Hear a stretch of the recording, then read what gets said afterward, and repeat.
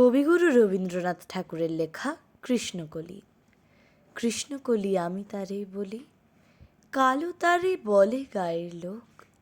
মেঘলা দিনে দেখেছিলেম মাঠে, কালো মেয়ের কালো হরিণ চোখ। ঘোমটা মাথায় ছিল না তার মোটে, মুক্ত বেনি পিঠের পরে লোটে। কালো, তা সে যতই কালো হোক, দেখেছি তার কালো হরিণ চোখ। ঘন মেঘে আধার হলো দেখে, ডাকতে ছিল শ্যামল দুটি গাই। শ্যামা মেয়ে ব্যস্ত ব্যাকুল পদে, কুটির হতে ত্রস্ত্র এলো তাই। আকাশপানে হানি যুগল ভুরু, শুনলে বারেক মেঘের গুরু গুরু।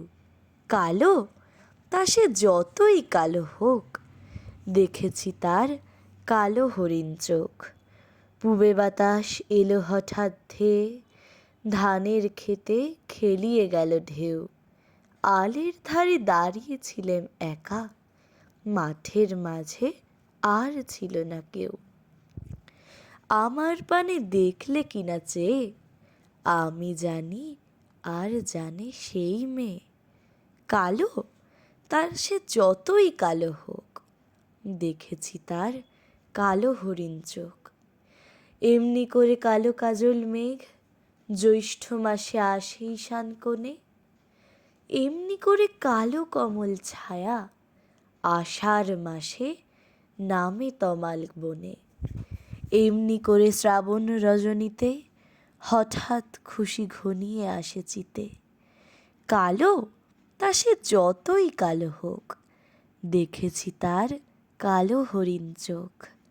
কৃষ্ণকলি আমি তারেই বলি, আর যা বলে বলুক অন্য লোক। দেখেছিলেম ময়না পাড়ার মাঠে, কালো মেয়ের কালো হরিণ চোখ। মাথার পরে দেয়নি তুলে বাস, লজ্জা পাবার পায়নি অবকাশ। কালো, তা সে যতই কালো হোক, দেখেছি তার কালো হরিণ চোখ। নমস্কার।